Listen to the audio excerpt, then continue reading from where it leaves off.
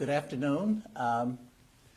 In case this is your first time joining us, this is Dr. Larry Kidd at Henry Mayo Newhall Hospital. And of course, we are here on Facebook Live to answer your questions and provide updates regarding COVID-19. Today I have joining me is Charmine Navarro, registered nurse. She is our program coordinator for community education here at Henry Mayo. And previously, we have had a number of educational offerings that either have been at our hospital community education site, or they've been available throughout the community. But as you know, today we're not having meetings, we're not having gatherings, and Charmine and her team have put together a series of classes that are virtual in nature, covering a number of the same topics that we would be covering during our in-class time, if that were possible.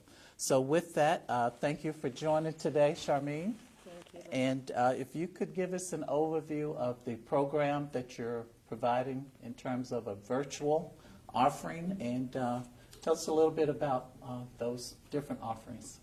Well, thank you for having me here today. Hello, and thank you for watching.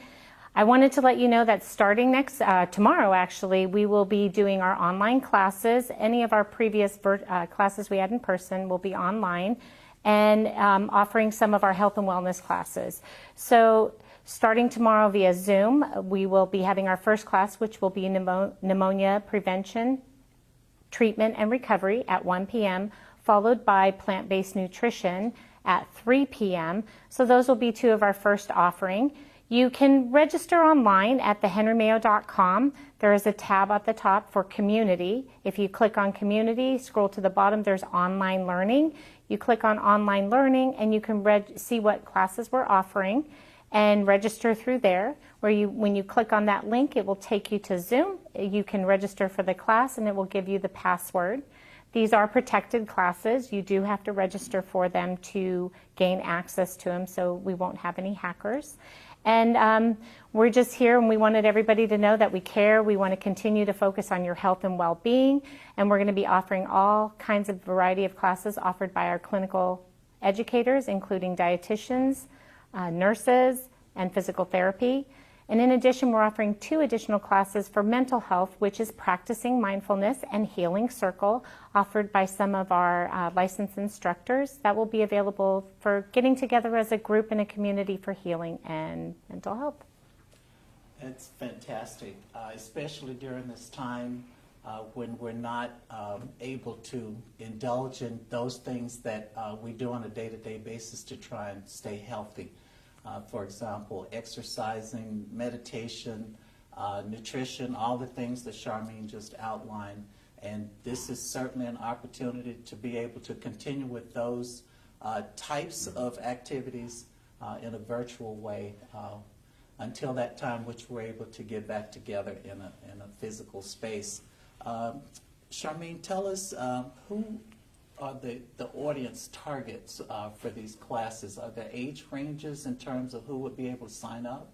There is no limit. Anyone can attend any of these classes. Some of the topics, like pneumonia prevention, really affects all ages, and we know that, and especially with the experiences that we're going through right now with COVID as well. COVID is weaved into it. Our team is also the team that answers a lot of the hotline calls, so we are keeping up to date with all the CDC and hospital recommendations. Plant-based eating, it's talking a little bit about anybody can take. How do we make sure that in this crazy time we're still eating healthy and making good choices? Other populations we're dealing with is we have our COPD classes that are going to be online by our respiratory therapists. That is again geared towards people and family members that may suffer from the disease process. Along with diabetes, we are offering several of our diabetes programs. So anybody can attend them, anybody might gain something from them, but it's disease specific or general nutrition and health classes. Right, okay, very good. In terms of time frame that the classes would be offered, is there additional classes that might come online, that sort of thing? And And how might you be getting feedback from your audience about their indulgence and any suggestions that they might have? So on the website, there is our communityeducation@henrymayo.com email address that anybody can provide us feedback. In addition, there'll be a poll at the end of the Zoom classes to provide additional information. If anybody has questions, they can call us at our extension, which is on there as well.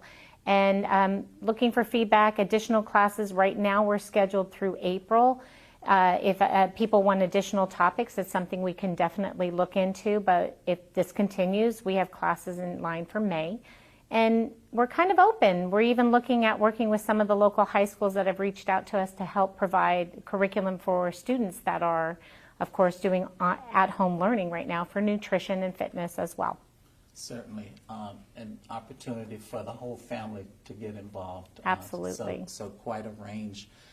You mentioned that there are individuals on your team that are answering the calls that come in to our call center, primarily around COVID-19. Could you share some of the background of those individuals? Are there nurses in that team? What's the makeup of these individuals? So a majority of right now, we're working between clinical education and community education. We've been manning the lines, and along with our cardiac rehab nurses that are also helping us manage the lines. So a lot of registered nurses.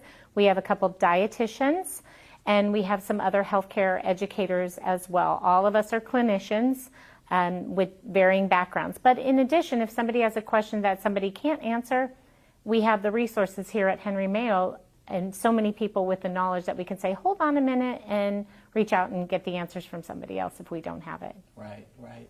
I know that your background consists of having worked in other areas of healthcare. Could you tell us a little bit about your background? What were you doing before you got into this line of work?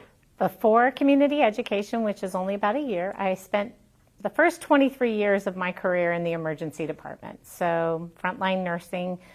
Before this position, I was the charge nurse on night shift in the ER here at Henry Mayo. So something I love to do. Hard time this time not being there in the front line with my peeps, but they're doing the job, and we're here to support them and kind of take that burden from them by answering some of those calls. Right, and I would imagine with that emergency department background, when you have callers calling into the call center, you can relate to the kinds of things that they're concerned about and their worries, and you're there to help coach and provide that support. So again, very, very important resource to our community.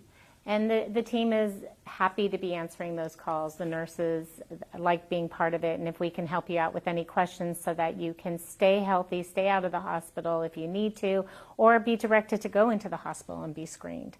So it's education on a different level. So we're now trying to expand that to an even bigger population than just the COVID line by offering these online classes through Zoom as well. Right, right, fantastic. I'd like to touch on a topic that we continue to get questions about. I have several that came in during the last week, and it has to do with masking and is it okay to wear a cloth mask versus an N95? And we've touched on the topic previously, but just to re-emphasize that still the most important thing that individuals can do to try and not come in contact with COVID-19 is the social distancing, the frequent hand washing, and also refraining from touching one's face after touching surfaces. So again, that's the most important. The CDC recently adjusted their guidelines in which they are recommending when in public places, places where you're likely to encounter gatherings of people like in a grocery store, that sort of thing, that you do mask a cloth mask, which there are currently on the internet, there are a few examples of good practices, but basically you want to have a clean cloth that you cover both your nose and your mouth. And what you see sometimes is individuals will mask and the mask might be over their mouth but not their nose. So again, COVID can be contracted through moisture. So through your nose, your mouth, your eyes is another example. With that, that is the recommendation from the CDC along that line. I would also like to point to the fact that, again, distancing, hand washing is the key to that. We also had a question related to the individual indicated they were confused. Is the COVID virus, is it a respiratory or is it a droplet type of a virus? And the answer is it is respiratory in nature initially. So if an individual coughs or sneezes, of course, there is an expiration into the air. But what happens is very quickly that falls to surfaces that in the form of a droplet can remain there, and depending on the surface, it can be as little as a few hours to as much as several days. So that's where you're likely to come in contact by touching surfaces. So I just wanted to touch on that key point once again today, as I know individuals watching are seeing a lot in the media about that. We're getting close to the end of our time here, so I'd just like to have Charmine reflect on any last thoughts or suggestions that she might have for our audience out there today. We just want to let you know we're here to help you and we care, and any suggestions, questions, comments about further education, from even hand washing and proper placement of masks, we're looking into all those opportunities. Let us know if we can help you. Thank you, Charmine, for joining us today. We look forward to those classes rolling out and getting the feedback from our audience in terms of how that's going, the benefits of that. We thank you for tuning in today, and we hope that these Facebook Live sessions are of benefit to you and your loved ones out there. Once again, please be safe, and thank you for joining us.